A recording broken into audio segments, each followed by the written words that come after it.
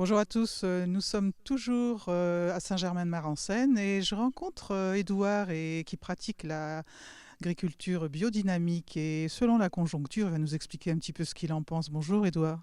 Bonjour. Alors la conjoncture est, disons, colérique au niveau des agriculteurs. Vous êtes agriculteur sur une culture biodynamique. Vous pouvez nous expliquer un petit peu ce que vous en pensez? Ah bah écoutez, je pense que voilà, sur le fond, ça fait longtemps que le monde agricole se tait, et je pense qu'il s'est tu un peu trop longtemps. Voilà, donc le constat, c'est tout simplement que dans les années 50, on était plus d'un million. Aujourd'hui, on est à peine 300 000, un tout petit peu plus de 300 000. Et on nourrit quand même la population tous les jours. Ce dont on s'aperçoit, c'est qu'on est de moins en moins parce qu'on a du mal à vivre décemment de nos métiers. Et donc c'est le monde à l'envers, puisque en fait on s'aperçoit que les marges ne redescendent pas et que une agriculture qui permet à la fois de préserver les paysages, d'apporter des produits de qualité et de créer de l'emploi, a énormément de mal à s'exprimer et a énormément de mal à se mettre en œuvre.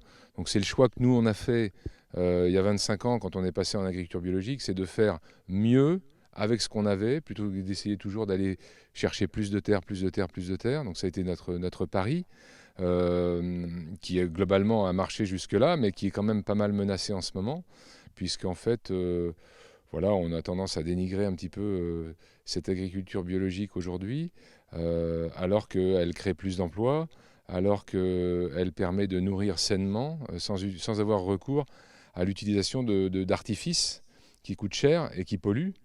Donc c'est une agriculture qui s'appuie sur l'utilisation de la nature, de travailler avec la nature. Et l'agriculture biodynamique en met un petit peu plus là-dessus, puisqu'on fait des préparations naturelles à base de plantes, à base de composts spéciaux qui permettent d'améliorer la vie du sol, le microbisme et les champignons du sol, et d'améliorer la qualité des plantes et la santé des plantes, mais simplement par des préparations naturelles.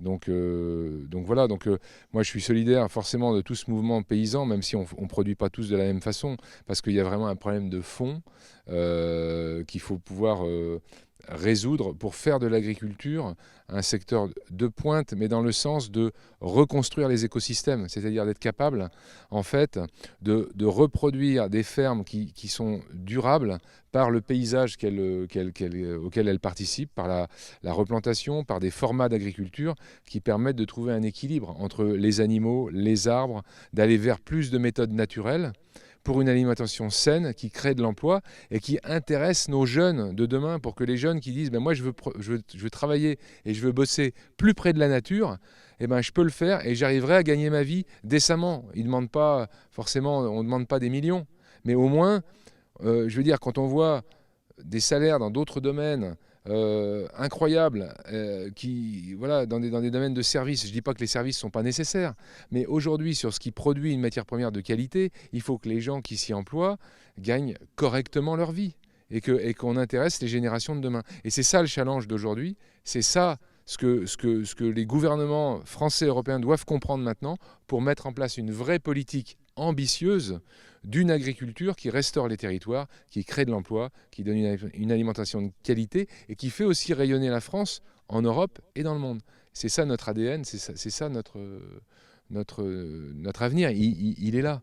Donc voilà, j'espère que la situation d'aujourd'hui va créer un véritable électrochoc, et pas que au niveau français, véritablement au niveau européen et j'ai envie de le dire, même au niveau mondial, pour que les communautés agricoles et que les communautés agricoles soient regardées autrement, soient soutenues dans une agriculture qui va vers un travail avec la nature et pas contre la nature. Voilà.